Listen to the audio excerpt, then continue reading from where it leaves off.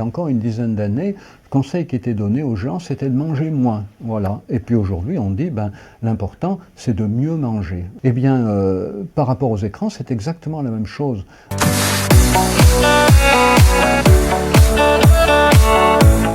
Quel parent mettrait son enfant devant un saladier de crème au chocolat avec une cuillère à côté?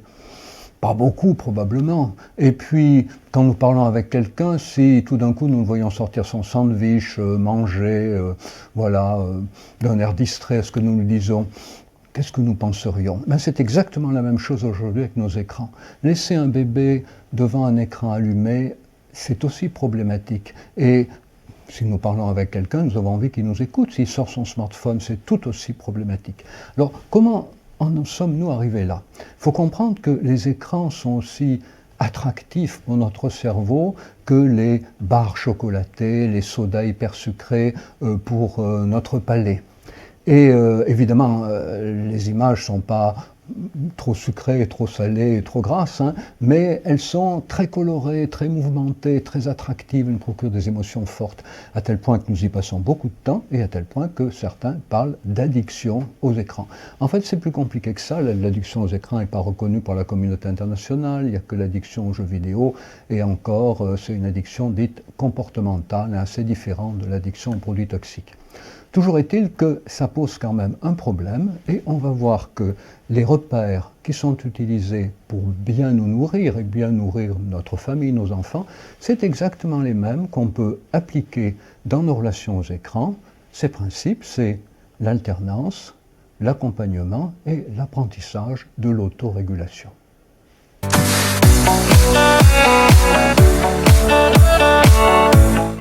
Commençons évidemment par les tout petits, les enfants 0-3 ans.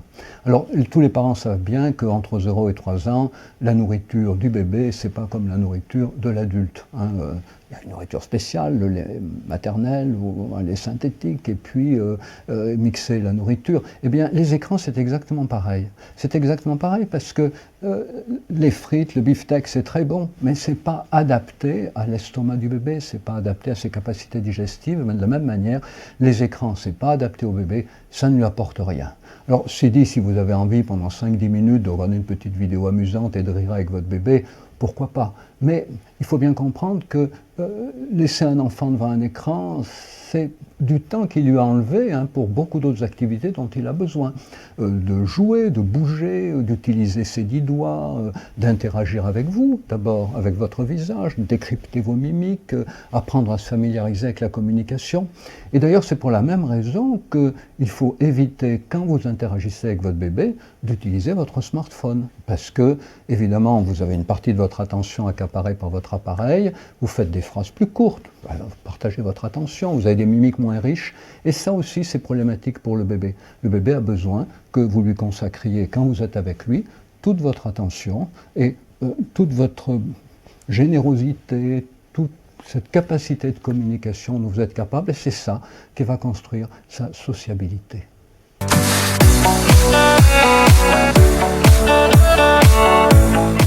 Entre 3 et 6 ans, c'est le moment où l'enfant apprend les rituels alimentaires.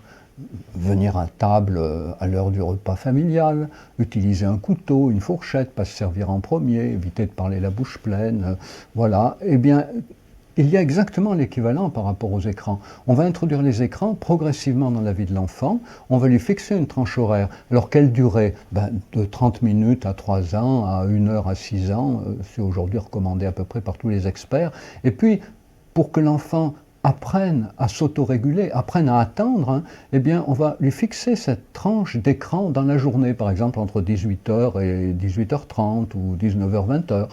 De la même manière que, vous le savez bien, on ne grignote pas toute la journée, on attend le repas, et bien de la même manière, les écrans, c'est à heure fixe.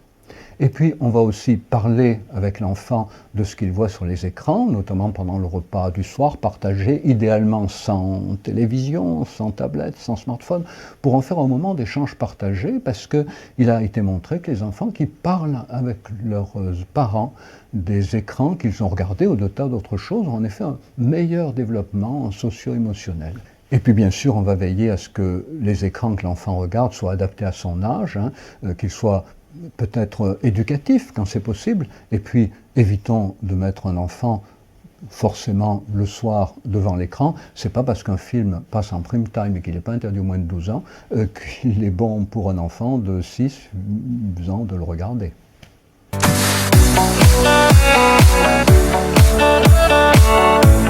À partir de 6 ans, toutes les mamans le savent et beaucoup de papas aussi, c'est très sympa d'associer l'enfant à la cuisine. Il participe à ce qu'on fait pour le repas, mais il peut demander à fabriquer des gâteaux, on lui montre la recette. Eh bien, avec les images, c'est exactement pareil. À partir de 6 ans, l'enfant peut entrer dans une pratique de création. Vous allez me dire, mais comment un enfant de 6 ans peut créer des images? Eh bien, procurez-lui un appareil photographique mobile, évidemment, numérique, et vous verrez. L'enfant, avant 6 ans, il a toujours été beaucoup photographié par ses parents. D'ailleurs, j'en profite pour rappeler que c'est dangereux de mettre les images de votre enfant sur Internet. On n'a pas le temps d'en parler plus, mais vous trouverez beaucoup de littérature là-dessus sur Internet, justement. Et l'enfant, à partir de 6 ans, avec un appareil photographique, il va pouvoir photographier ses parents, montrer ses images, on en parle, on décide celles qu'on garde, on décide celles qu'on ne garde pas. Comme ça, on apprend petit à petit à l'enfant le droit à l'intimité, ne pas être photographié quand on n'a pas envie, et puis le droit à l'image. Si on fait une image de moi, c'est moi qui décide si on la garde en famille ou si on l'envoie à des copains ou à des oncles, des tantes, des grands-parents. Droit à l'intimité, droit à l'image, c'est très important. L'enfant qui l'apprend à cet âge-là, il va pouvoir utiliser cette compétence plus tard quand il sera sur les réseaux sociaux, ça pourra lui éviter bien des bêtises. Donc l'enfant peut avoir une activité de création, et puis bien sûr on va partager des jeux vidéo avec lui, il y a des trucs, des jeux sympas qu'on peut faire là, notamment avec les consoles, à plusieurs. Et puis l'enfant, il va aussi bien sûr être écouté, hein, beaucoup de ce qu'il peut avoir envie de raconter autour de ces jeux, parce que les jeux donnent vraiment envie d'en parler, les images donnent vraiment envie d'en parler, parce qu'elles mobilisent des charges émotionnelles très fortes. L'enfant peut ne pas avoir envie de parler de ce qui se passe à l'école, mais il a toujours envie de parler des images qu'il a vues, seul ou avec d'autres. Et donc l'enfant va comme ça pouvoir être introduit à une compréhension progressive aussi d'Internet. Il faut commencer dès ce moment-là à lui dire que Internet, hein, tout ce qu'on y met peut rester éternellement, tout ce qu'on y met peut être vu par tout le monde, et tout ce qu'on y trouve n'est pas forcément vrai.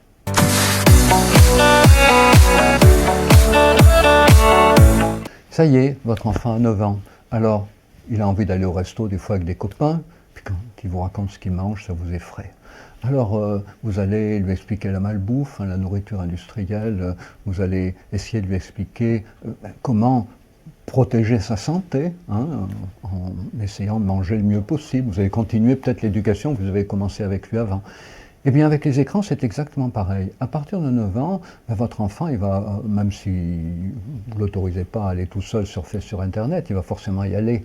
Et donc, il faut le mettre en garde contre des jungles d'Internet. Internet est une jungle, même plusieurs jungles, plusieurs formes de jungles. Alors, la première jungle d'Internet, c'est la jungle des modèles économiques. Hein. Comme vous savez, les plateformes se font beaucoup d'argent avec nos données personnelles, donc tout est fait pour nous prélever toujours plus de données personnelles. C'est ce qui est résumé par la formule si c'est gratuit, c'est parce que c'est toi le produit. Il ne faut pas hésiter à lui dire, à lui expliquer. Et puis, il faut lui expliquer aussi la jungle des réseaux sociaux, parce qu'il va avoir commencé, il en entend parler, même si, encore une fois, il n'y va pas. Et c'est bien de commencer l'éducation avant que l'enfant soit confronté aux difficultés. Et la jungle des réseaux sociaux, c'est la jungle de l'économie de l'attention. Hein. Tous les moyens sont bons pour que nous restions toujours plus longtemps sur les réseaux, mais aussi sur les jeux vidéo, pour que nous donnions toujours plus de données personnelles qui sont monnayées toujours plus cher par les plateformes. Et puis la troisième jungle, c'est évidemment la jungle de l'information en continu, parce que l'information c'est formidable, mais il vaut mieux la consommer ou il vaut mieux la découvrir quand elle est présentée par des gens dont c'est le métier, qui ont pris le temps de réfléchir à cette information, parce que l'information en continu, elle est très émotionnelle, il n'y a pas de distance, il n'y a pas de recul cognitif, et du coup ça risque de nous épuiser, de fatiguer nos capacités empathiques, hein, finalement nous désespérer du monde. Donc évitons l'information en continu évitons les fake news, confrontons les sources autant que c'est possible. Puis la quatrième de ces jungles, bien sûr, c'est la jungle de la pornographie, mais de façon plus générale d'ailleurs, la jungle de tous les modèles sexistes qui traînent dans le cinéma, et Dieu sait qu'on en parle beaucoup en ce moment, et c'est une très bonne chose. Et quand on regarde parfois des films qui ont 10 ans, 15 ans, on se dit mais c'est incroyable ce que le monde a changé. Ben oui, c'est très bien, et c'est bien d'en parler avec nos enfants, et peut-être vous serez étonné de voir que déjà à cet âge-là, ils ont une idée sur le monde qui n'est pas forcément votre idée, et vous allez vous enrichir mutuellement.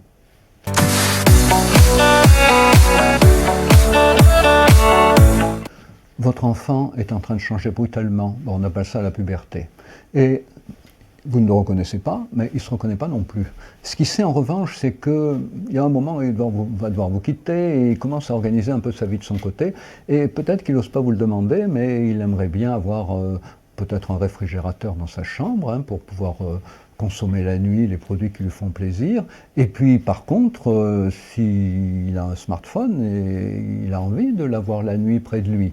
Eh bien non, il faut refuser que votre enfant ait son smartphone la nuit avec lui, parce que vous, peut-être, vous le gardez dans votre chambre pour vous réveiller le matin, et lui vous dit, ben moi je vais faire pareil, moi aussi je veux l'avoir pour me réveiller le matin, mais lui il va risquer peut-être de regarder en cachette des séries télé qui ne sont pas vraiment de son âge la nuit, ou bien communiquer avec des copains, se laisser tenter, demander des nouvelles de l'un ou de l'autre. Et donc du coup, les outils numériques dans la chambre, oui, jusqu'à l'heure du coucher, mais il y a un moment où il faut les mettre dans la cuisine ou dans l'entrée, peut-être sur un rat qui se recharge pour la nuit. Donc achetez-vous un réveil en tant que parent et achetez un réveil à vos enfants. Et puis de la même manière, n'acceptez pas que votre enfant utilise son téléphone mobile pendant le repas, et vous, interdisez-vous d'utiliser le vôtre, parce qu'il voudrait faire pareil. Alors ça veut dire quoi? Ça veut dire qu'il va falloir établir des règles familiales, des règles pour tout le monde. Vous avez un smartphone, si votre enfant en a un, les règles sont les mêmes absolument pour tout le monde. Et puis, évidemment, vous allez être tenté de savoir qu'est-ce qu'il fait, voilà, avec qui il communique, quelles sont ses rencontres, qu'il regarde sur l'écran de la famille ou sur son écran personnel. Alors évitez de l'espionner, parce que vous savez, il y a des études qui ont été faites là-dessus, c'est toujours l'enfant qui gagne dans ces cas-là, parce qu'il a toujours des copains qui vont lui conseiller comment développer ce qu'on appelle un profil de l'ombre, devenir insaisissable, vous créez des fausses pistes, vous allez vous embrouiller, vous allez croire que vous savez ce qu'il fait, en fait vous n'en saurez rien du tout. La conséquence, ce sera qu'il vous a bien piégé, mais il ne vous fait plus confiance, et donc du coup, vous perdrez la capacité de faire passer les messages que vous voulez faire passer, parce que même si vous vous mettez à plaider vos valeurs, il ne vous écoutera plus, vous aurez été disqualifié du fait de vouloir l'espionner. Donc créez plutôt un climat de confiance et échangez avec lui aussi sur ses activités, pas seulement pour savoir ce qu'il fait, mais pour mieux comprendre vous-même quelle est la culture qui est en train de se construire.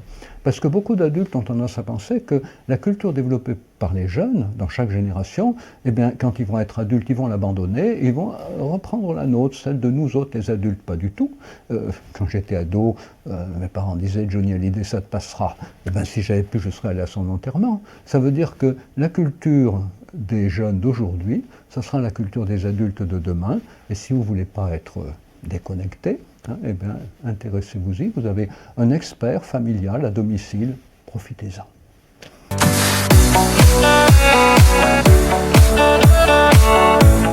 Rappelez-vous, ce qu'on dit aujourd'hui autour de la nourriture, c'est pas ce qu'on disait hier. Il y a encore une dizaine d'années, le conseil qui était donné aux gens, c'était de manger moins. Voilà. Et puis aujourd'hui, on dit, l'important, c'est de mieux manger. L'idée d'un régime alimentaire a complètement changé. Il faut apprendre tous à mieux nous nourrir. Il y a évidemment des gens qui mangent trop, mais surtout, nous sommes trop nombreux à manger mal. Eh bien, par rapport aux écrans, c'est exactement la même chose. Apprenons à bien utiliser les écrans pour tout ce qu'ils peuvent nous donner, ne pas leur attendre ce qu'ils ne peuvent pas nous donner. Et quelque chose me paraît particulièrement important, c'est apprendre, quel que soit notre âge, à allumer un écran dans le but de regarder un programme. Non pas allumer un écran parce qu'on s'ennuie, parce qu'on est fatigué, parce qu'on n'a pas envie de faire autre chose, parce qu'on est triste. Non, on peut le faire, bien sûr, il arrive qu'on soit triste, qu'on ouvre un écran, mais choisissons un programme Et puis, fixons-nous une durée, parce que si on ne se fixe pas de durée, quand on ouvre un écran, on risque d'y passer des heures et des heures. Si on se fixe une durée, on la dépassera, mais pas trop. Et puis, c'est une manière d'apprendre la fameuse autorégulation dont je vous parlais, et qui est si importante, les parents apprennent à leurs enfants. Et puis, évidemment, encore une fois, appuyons-nous sur nos proches, des règles familiales, mais des règles avec des copains. Par exemple, si on mange au restaurant avec des amis, on a tous notre smartphone, on le pose sur la table en mode vibreur. Il y en a plein qui vibrent, évidemment. Le premier qui décroche paye l'addition. C'est une façon de faire en sorte de s'aider mutuellement. Parce que par rapport aux écrans, il faut bien comprendre qu'on a affaire à des gens très très très forts, hein. Les fameux algorithmes qui nous contraignent, qui nous manipulent de plus en plus, la captologie, la science de la capture des données, les sciences de la manipulation. Donc ils sont beaucoup, hein, à travailler pour nous manipuler à travers les écrans. Eh bien, soyons unis, hein, et on arrivera bien mieux à se protéger à plusieurs que tout seul.